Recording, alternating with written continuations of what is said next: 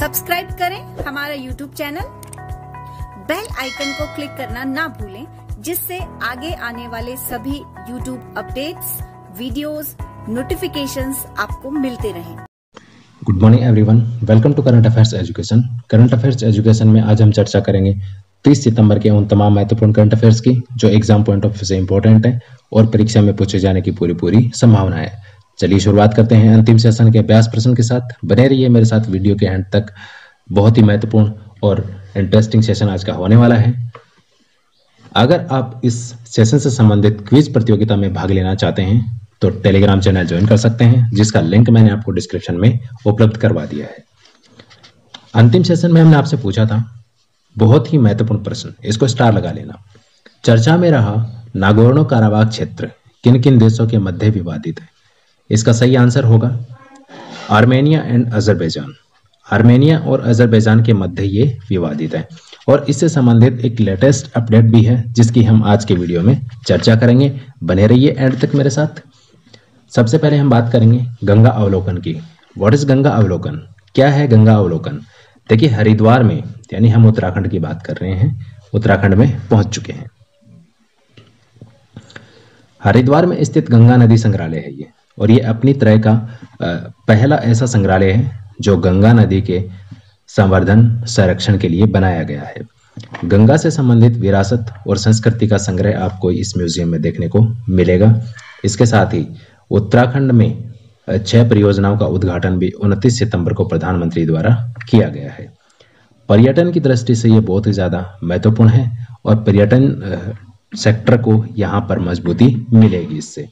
इसके साथ ही देखिए, नमामि गंगे मिशन है, इसी के तहत इन सभी परियोजनाओं का उद्घाटन किया गया और गंगा अवलोकन म्यूजियम का भी यहाँ पर शुभारंभ किया गया है। ये सभी नमामि गंगे मिशन के तहत हो रहे हैं कार्य। जब हम बात कर रहे हैं नमामि गंगे मिशन की तो इसकी विस्तार से चर्चा करते हैं। यूपीएससी पॉइंट ऑफ व्यू से बहुत ज्यादा इंपॉर्टेंट टॉपिक है ये। देखिए, जून 2014 में नमामि गंगे मिशन की शुरुआत हुई थी। गंगा सहित अन्य प्रमुख नदियों को स्वच्छ बनाना इसका प्रमुख उद्देश्य है। यहाँ पर नाम इसका जरूर नमामि गंगे मिशन दिया गया है, लेकिन केवल गंगा के लिए ही इसका कार्यान्वयन है वो नहीं हो रहा है। देखिए, इसके बारे में पहले मैं आपको बता देता हूँ। केंद्र सरकार द्वारा यह संचालित है 100% योजना, और प्रधानमंत्री नरेंद्र मोदी की अध्यक्षता में इस योजना का संचालन है वो किया जा रहा है। विश्व बैंक से ये वित्त पोषित है, विश्व बैंक से भी इसको आर्थिक सहायता मिल रही है। अब बात करते हैं नमामि गंगे मिशन का प्रमुख उद्देश्य है गंगा सहित अन्य प्रमुख नदियों को स्वच्छ बनाना। ये 4 रणनीतिक कदमों के साथ कार्य कर रहा है। 4 रणनीतिक कदमों के साथ कार्य कर रहा है। पहला है इसमें sewage treatment plant. Sewage treatment plant है, इसका देखिए क्या तात्पर्य है। यहाँ पर जो भी गंदे नाले, यानी गंदा पानी जो आता है गंगा में नालों के द्वारा, उसको परिष्कृत शोधित किया जाएगा। उसके बाद में उसको गंगा में प्रवाहित किया जाएगा, अदरवाइज उसको गंगा में आने नहीं दिया जाएगा।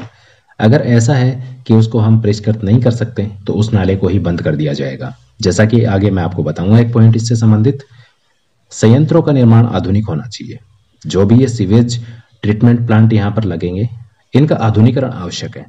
यहाँ पर क्लियरली बोला गया है कि आने वाले 10 से 15 सालों की जो जरूरतें हैं, 10 से 15 सालों की जो जरूरतें हैं, उनको ध्यान में रखते हुए सीवेज ट्रीटमेंट प्लांट का उद्घाटन यहाँ पर किया जाना चाहिए। तीसरा स्ट्रेटेजिक पॉइंट है गंगा के पास वाले 5000 गांव और 1000 शहरों या कस्बों को खुले में शौच से मुक्त कराना। ये तीसरा स्ट्रेटेजिक पॉइंट है। चौथा स्ट्रेटेजिक पॉइंट है यहाँ पे गंगा की सहायक नदियों का प्रदूषण नियंत्रण। जैसा कि मैंने आपको पहले स्ट्रेटेजिक पॉइंट में बताया है और इसका उद्देश्य भी बताया है कि गंगा सहित अन्य प्रमुख नदियों को स्वच्छ बनाना। तो यहाँ पर चौथा स्ट्रेटेजिक पॉइंट यही है कि गंगा की सहायक नदियों के प्रदूषण स्तर को भी कम किया जाए ताकि गंगा कम यहाँ पर प्रदूषित हो। इसके साथ ही पहला स्ट्रेटेजिक पॉइंट बताया था, इसका एक पॉइंट यहाँ पे और जुड़ा हुआ है। देखिए, गंगा में आने वाले 130 नालों को अब तक बंद किया जा चुका है। इसके पीछे की वजह यही है कि इनको परिष्कृत नहीं किया जा सकता और ये बहुत ही ज्यादा प्रदूषित हैं, इसलिए इसे इनको बंद करना ही इनका सही समाधान था। 15 अगस्त 2020 को एक मिशन की शुरुआत हुई जिसका नाम था मिशन डॉल्फिन। इसकी घोषणा नरेंद्र मोदी जो कि प्रधानमंत्री हैं उन्होंने करी थी 15 अगस्त 2020 को, मिशन डॉल्फिन। जैसा कि आपको पता है गंगा में गंगा डॉल्फिन रहती है। कौन सी रहती है? गंगा डॉल्फिन रहती है। तो आप मुझे कमेंट करके ये बताइए कि सिंधु डॉल्फिन किस नदी में रहती है भारत में।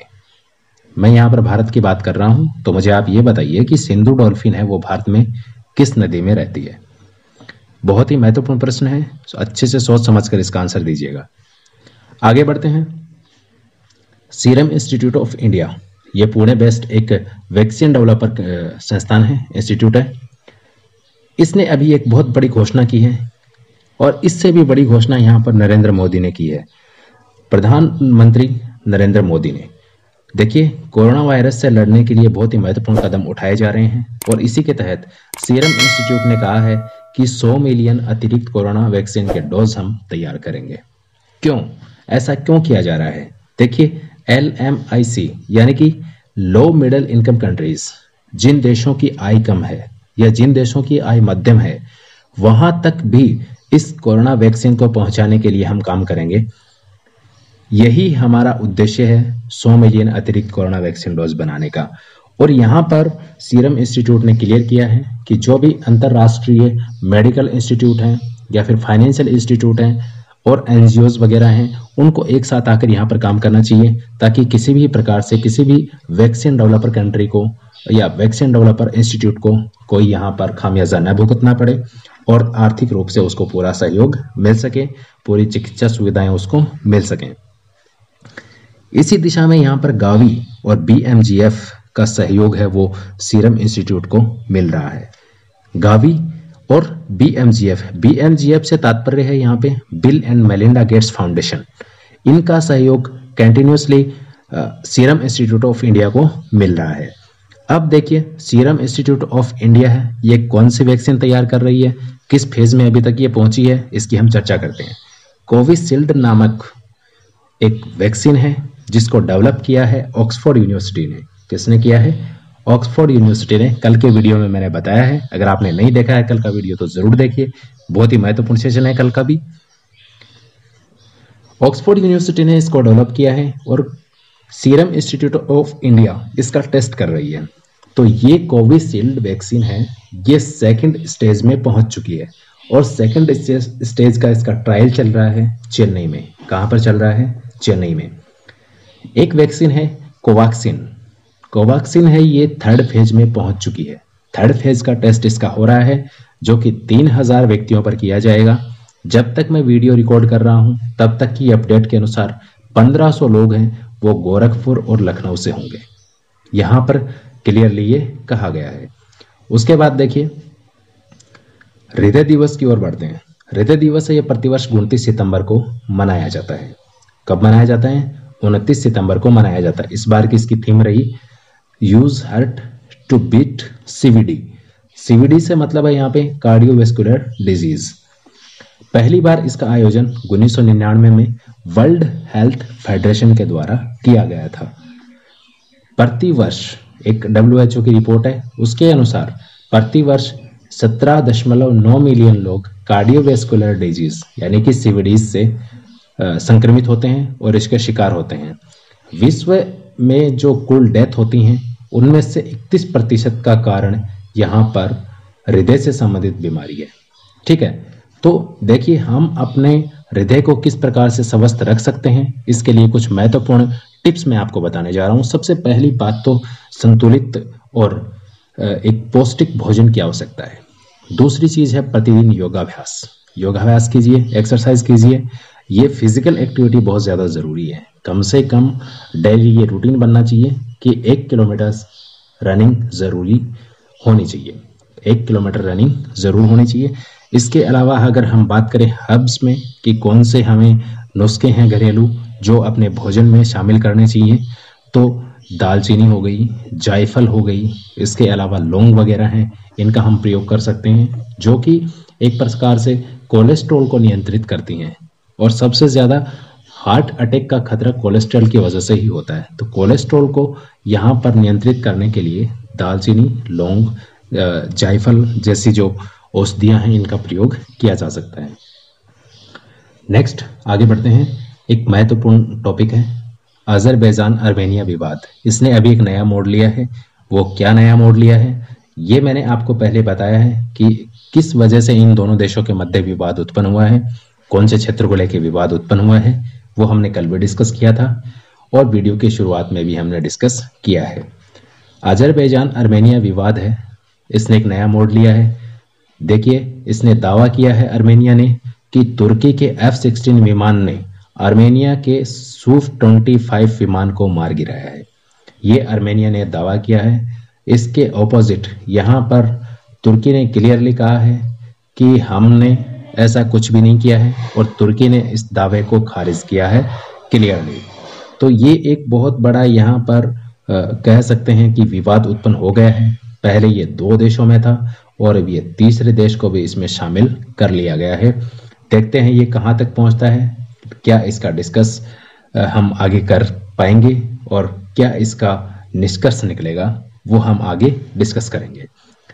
नेक्स्ट एक बहुत ही महत्वपूर्ण अपॉइंटमेंट है, डेफिनेटली वनडे एग्जाम्स में पूछा जा सकता है। शेखर कपूर की यहाँ पर बात की गई है।